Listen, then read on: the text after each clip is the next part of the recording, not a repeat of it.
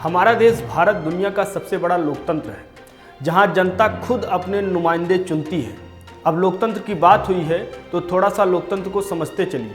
Abraham Lincoln ने जनता को जनता के जरिए और जनता के लिए सरकार के रूप में परिभाषित किया, जिसके अनुसार जनता के द्वारा ही जनता के लिए जो चुना जाता है वही सरकार है। शासक वर्ग ने स्वयं को विभिन्न राजनीतिक दलों में विभाजित कर वास्तविक विषय जनता के द्वारा इस बात को चर्चा से ही हटा दिया। वर्तमान में किसी भी राजनीतिक या बौद्धिक चर्चा में मुख्य विषय जनता के लिए ही होता है। ये माना जाता है कि जनता के ये जनप्रतिनिधि जनता के हित में और जनता के लिए काम करेंगे, लेकिन कई बार जनता ने जिन प्रतिनिधियों को चुना है वही राजनीति को अपनी मिल्कियत मान लेते हैं। वो आवाम की आवाज़ नहीं बनते, बल्कि आवाम की आवाज़ को दबाने का काम शुरू कर देते हैं। कानून को अपने हाथ में लेने से भी ऐसे नेताओं को परहेज नहीं। अतीक अहमद ऐसे ही सफ़ेद पोशों में से एक है। सफ़ेद पोश, अब इसे समझते चलिए। सफ़ेद पोश का मतलब है कि आप अपने वर्दी के आड़ में गुनाहों को अंजाम देते रहें और वो दबा रहे आपकी वर्दी की आड़ में। लेकिन कई बार जनता ने जिन प्रतिनिधियों को चुना है वही राजनीति को अपनी मिल्कियत मान लेते हैं। वो आवाम की आवाज़ नहीं बनते, बल्कि आवाम की आवाज़ को दबाने का काम करते हैं। कानून को अपने हाथ में लेने से भी ऐसे नेताओं को परहेज नहीं। अतीक अहमद ऐसे ही सफ़ेद पोशों में से एक है। सफ़ेद पोशों की बात हुई है तो सफ़ेद पोश क्या है इसे भी आप समझते चलिए। सफ़ेद पोश यानी व्हाइट कलर क्राइम, वर्दी के आड़ में किया गया अपराध। जिस प्रकार से एक डॉक्टर सफ़ेद पोश अपराध यानी व्हाइट कलर क्राइम, इसके बारे में आप समझते चलिए। वर्दी के आड़ में किया गया अपराध। जिस प्रकार से एक डॉक्टर बिल्कुल सफ़ेद दिखता है, लेकिन रिश्वत लेकर पोस्टमार्टम की रिपोर्टों को झूठा साबित कर दे और किसी दूसरे के पक्ष में अपनी दलील पेश कर दे, उसके खिलाफ वहाँ पर सुनवाई हो जाए, तो ऐसे अपराधों को सफ़ेद पोश अपराध कहते हैं। यानी बगुले के समान सफ़ेद और मोर के समान सुंदर दिखने वाले चिकित्सक ऐसे अपराधों में कितने हद तक नीचे गिर जाते हैं, इसका अनुमान लगा पाना ही बहुत मुश्किल है। सफ़ेद पोश अपराधों की इसी श्रेणी में अतीक अहमद का नाम भी बेशुमार है। उसने भी अपने सफ़ेद कुर्ते के नीचे बहुत से वारदातों को अंजाम दिया। 80 का दशक, संगम नगरी प्रयागराज यानी उस वक्त का इलाहाबाद, जो अपनी पवित्रता और धर्म कर्म के लिए मशहूर था, लेकिन धर्म कर्म से अलग भी इलाहाबाद में एक अलग दुनिया बसती थी, और ये दुनिया थी अपराध की। इस पवित्र नगरी में चांद बाबा नाम के कुख्यात बदमाश का खौफ हुआ करता था। खौफ इस कदर फैला था कि लोग रात में बाहर निकलने से भी डरते थे। पुलिस के लिए चांद बाबा डर का दूसरा नाम था, और इसलिए उसके गिरेबान पर हाथ डालने से पहले पुलिस वाले हमेशा परहेज करते थे। पूरे इलाहाबाद में चांद बाबा का डर फैला हुआ था, लेकिन कोई ऐसा भी था जो देख रहा था चांद बाबा को हराने के सपने। तांगे पर बैठकर इलाहाबाद की सड़कों पर निकलता छोटी सी उम्र का एक लड़का मन ही मन ये ठान चुका था कि चांद बाबा को हराकर इलाहाबाद का डॉन बनना है। ये लड़का कोई और नहीं, बाहुबली विधायक अतीक अहमद था, जिसने उस वक्त पूरी राज्य को दहशत में ला दिया था, या यूं कह ले जिससे पूरे राज्य की पुलिस घबराती थी। अतीक अहमद की कहानी शुरू होती है इलाहाबाद की इन्हीं गलियों से। इलाहाबाद का चकिया इलाका, साल 1962 में एक तांगे वाले का परिवार सबसे बड़े बेटे के रूप में जन्म हुआ। एक लड़के का नाम, जिसका नाम रखा गया अतीक अहमद। पिता इलाहाबाद की सड़कों पर तांगा चलाते थे और परिवार का पेट भरते थे। अतीक के बाद उसके भाई और बहन भी हुए। परिवार बढ़ने लगा और साथ ही साथ बढ़ने लगी गरीबी भी। जैसे जैसे अतीक बड़ा होने लगा, घर की गरीबी उसके दिमाग पर असर डालने लगी। वो सपने देखने लगा अमीर बनने के। पिता ने बच्चों को जैसे तैसे पढ़ाई के लिए स्कूल भेजा, लेकिन अतीक का मन तो कहीं और था। वो पढ़ाई से जी चुराने लगा। वो सपने देखने लगा पैसे कमाने के। अतीक को जल्द से जल्द अमीर बनना था। 10वीं क्लास में फेल होने के बाद उसने पढ़ाई छोड़ दी और गुंडागर्दी में पूरी तरह से वो बेशुमार जितनी ताकत उसकी थी पूरी ताकत झोंक दिया। उसका मकसद था इलाके के सबसे बड़े माफिया चांद बाबा को हराना। वो चांद बाबा जिसका उस समय तक इलाहाबाद में एक छत्र राज हुआ करता था। चांद बाबा के आतंक से कई छोटे गुंडे मवाली परेशान थे और जैसे ही अतीक अहमद सामने आया, उन सब ने चांद बाबा के खिलाफ अतीक का साथ देना शुरू कर दिया और बड़ी ही तेजी से प्रयागराज में चांद बाबा के अलावा भी एक नाम की गूंज सुनाई देने लगी। वो नाम था चकिया के तांगे वाले के बेटे अतीक अहमद का। अतीक अहमद पैसे कमाने के लिए पूरे शहर से रंगदारी वसूलना लगा। महज 17 साल की उम्र में अतीक अहमद पर भी हत्या का आरोप लगा, लेकिन ये सब उसके हौसले पस्त नहीं कर रहे थे, बल्कि और बढ़ा रहे थे। चांद बाबा गैंग से अक्सर अतीक अहमद गैंग के कई झगड़े की खबरें आने लगी। धीरे धीरे चांद बाबा का रुतबा कम हो रहा था और अतीक अहमद का रुतबा बढ़ता जा रहा था। इलाहाबाद के इस नए गैंगस्टर की नज़र सिर्फ इलाहाबाद तक ही सीमित नहीं थी, बल्कि ये तो पूरे उत्तर प्रदेश में अपने आतंक का राज कायम करना चाह रहा था। करीब 10 सालों में ही अपराध की दुनिया में अतीक ने बड़ा नाम कमाया। गरीब तांगे वाले के बेटे के पास अब पैसे की कोई कमी नहीं थी। छोटी सी उम्र में ही अतीक पर 80 से ज्यादा हत्या की साजिश, रंगदारी, धोखाधड़ी, आर्म्स एक्ट जैसे कई मामले दर्ज हो चुके थे। उस समय के सभी गैंगस्टर्स के बीच अतीक अहमद की तूती बोलती थी, लेकिन एक चीज जो अभी भी अतीक के पहुंच से दूर थी, वो थी सत्ता की पावर। अतीक अहमद का 1989 तक बड़ा कद हो चुका था। पुलिस भी अतीक के नाम से खौफ खाने लगी थी। कई बड़े नेताओं से भी अतीक अहमद का उठना बैठना था और इसलिए अतीक अहमद को यह समझ आने लगा कि पैसे के अलावा अगर पावर चाहिए तो सियासत के शतरंज को खेलना ही होगा।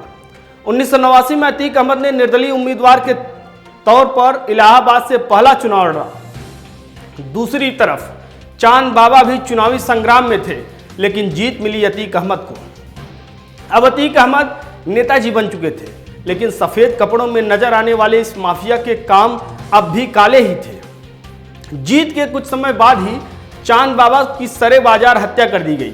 आरोप अतीक अहमद पर था, लेकिन इसके बावजूद अतीक अहमद की ताकत लगातार बढ़ती जा रही थी।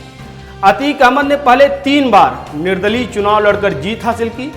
1996 में समाजवादी पार्टी ने उसे टिकट दिया और अतीक अहमद समाजवादी पार्टी से विधायक बने। सफेद कपड़ों में अतीक अहमद की शान अलग थी। एक तरफ राजनीति का खेल था, दूसरी तरफ उन पर पट्टा, रंगदारी, भूमाफिया, कारोबार फैलाने के आरोप भी बढ़ रहे थे। करोड़ों रुपए की संपत्ति का मालिक बन चुका चकिया का इस लड़के को खूब महंगी विदेशी गाड़ियां खूब लुभाती थी। अतीक अहमद को हथियार रखने का भी शौक था और वो वक्त आ चुका था जब अतीक को अपने सारे सपने पूरे करने थे।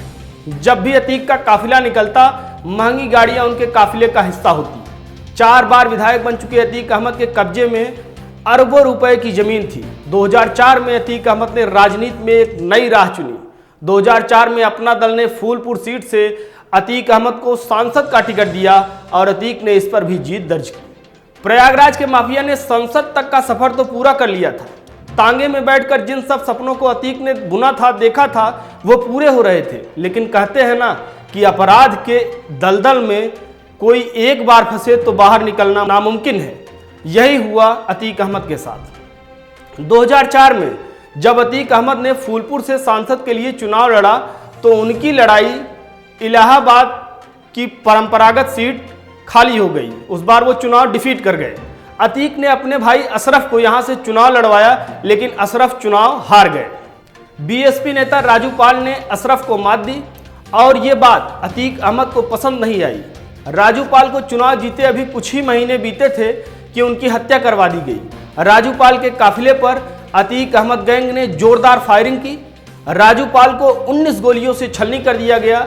सिर्फ 10 दिन पहले ही राजू पाल की शादी हुई थी, लेकिन अतीक अहमद को राजनीति में चैलेंज करना राजू पाल के लिए मौत का सबब बन चुका था। राजू पाल की पत्नी पूजा ने अतीक अहमद और उसके भाई के खिलाफ मामला दर्ज करवाया।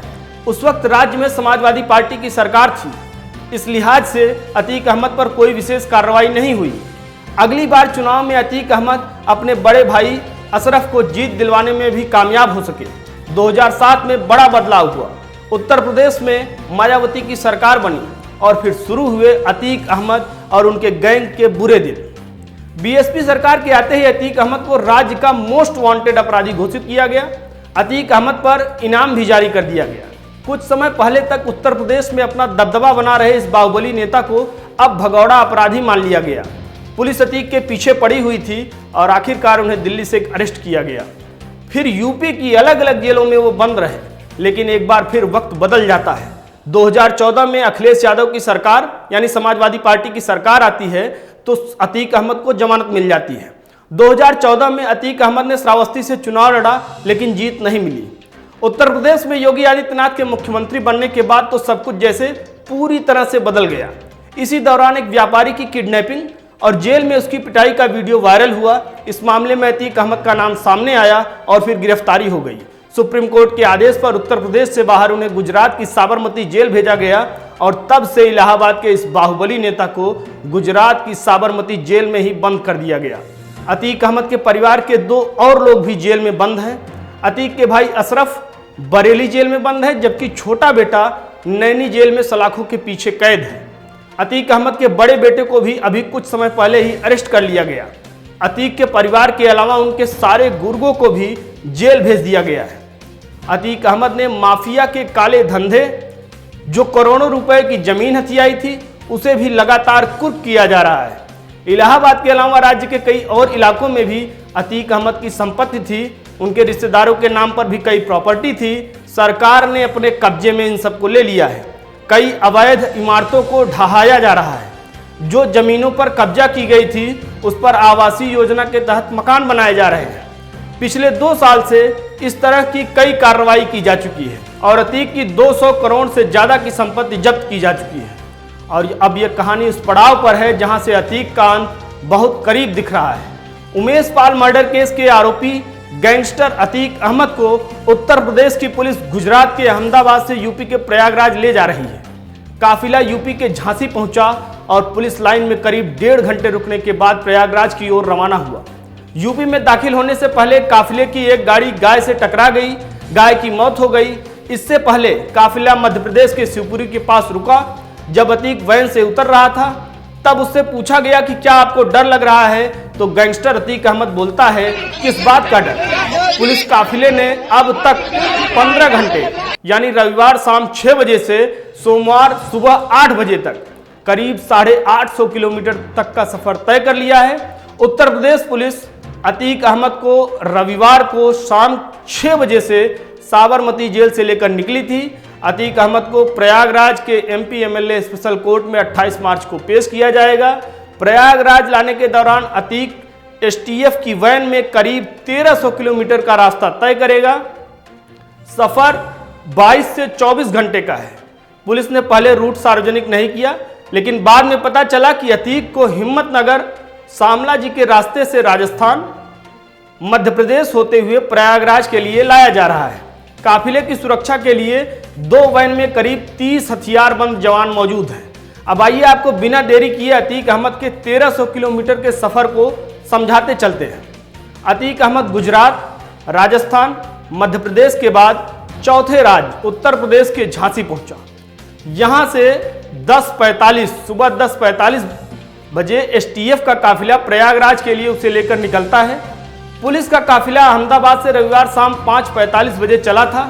पहले शामला जी, फिर शाम 7:12 बजे शाम काटा पहुंचा, फिर उदयपुर रात 10:07 पर, चित्तौड़गढ़ रात 12:41 पर, कोटा रात 3:11 पर और शिवपुरी सुबह 7:20 पर पहुंचता है। इसके बाद झांसी सुबह 9 बजे तक पहुंचा। झांसी में अतीक को रिजर्व पुलिस के पुलिस लाइन में ले जाया गया। यहीं पर पूरी टीम ने करीब 1.25 घंटे तक आराम किया। इससे पहले मध्य प्रदेश के शिवपुरी में 20 किलोमीटर पहले अतीक के काफिले को रोका गया था। गाड़ी से उतरते वक्त अतीक ने कहा, काहे का डर मुझे, किसी और का कोई डर नहीं।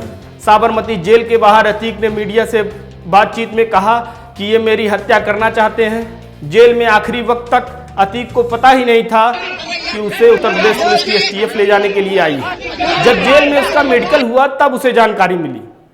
अतीक के वकील विजय मिश्रा ने कहा कि कोर्ट के आदेश पर अतीक अहमद को प्रयागराज कोर्ट ले जाया जा रहा है। उन्हें बुधवार को अदालत में पेश किया जाएगा। कोर्ट जो भी फैसला सुनाएगी हम उसे स्वीकार करेंगे। अगर हमें न्याय नहीं मिला तो हम हाई कोर्ट जाएंगे। हमें अतीक अहमद की सुरक्षा की फिक्र है। हम राजस्थान से उनके काफिले के साथ चल रहे हैं। अतीक अहमद को ले जा रहे उत्तर प्रदेश की पुलिस ने मीडिया के काफिले को सड़क पर देखकर रास्ता बदल दिया। मीडिया को चकमा देने के लिए अहमदाबाद पुलिस ने यूपी एसटीएफ की वैन को शाहीबाग अंडरपास से यू टर्न लेकर नरोडा चिलोदा रोड से शामला जी की तरफ मोड़ दिया। शाहीबाग अंडरपास से कुछ दूर ही अहमदाबाद पुलिस ने मीडिया की कई गाड़ियों को आगे बढ़ने से रोक दिया था। फिलहाल अतीक को लेकर एसटीएफ का काफिला हिम्मतनगर की ओर बढ़ गया है। गुजरात से होकर काफिला राजस्थान के बाद मध्य प्रदेश से होते हुए प्रयागराज पहुंचेगा। अतीक अहमद को किस मामले में प्रयागराज ले जाया जा रहा है, बिना देरी के इसे समझते चलिए।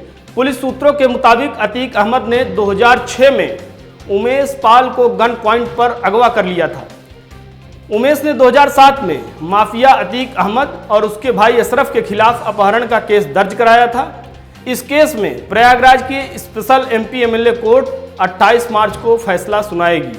इसी केस में आरोपी अतीक को कोर्ट में पेश करने के लिए यूपी एसटीएफ उसे प्रयागराज की तरफ ले जा रही है। इस मामले से जुड़े दो प्रमुख बयान आप जान लीजिए। समाजवादी पार्टी के मुखिया अखिलेश यादव कहते हैं, रविवार को एक प्रेस कॉन्फ्रेंस के दौरान उत्तर प्रदेश सरकार पर उन्होंने तंज कसा और मुख्यमंत्री योगी आदित्यनाथ को लेकर उन्होंने कहा कि मुख्यमंत्री योगी आदित्यनाथ अपने मंत्रियों को बता दिए होंगे कि गाड़ी कब पलट जाएगी, तभी उनके मंत्री ऐसे बयान दे रहे हैं। इस मामले में यूपी के डीजी जेल आनंद कुमार कहते हैं कि अतीक को Prayagraj jail high security barrack में रखा जाएगा।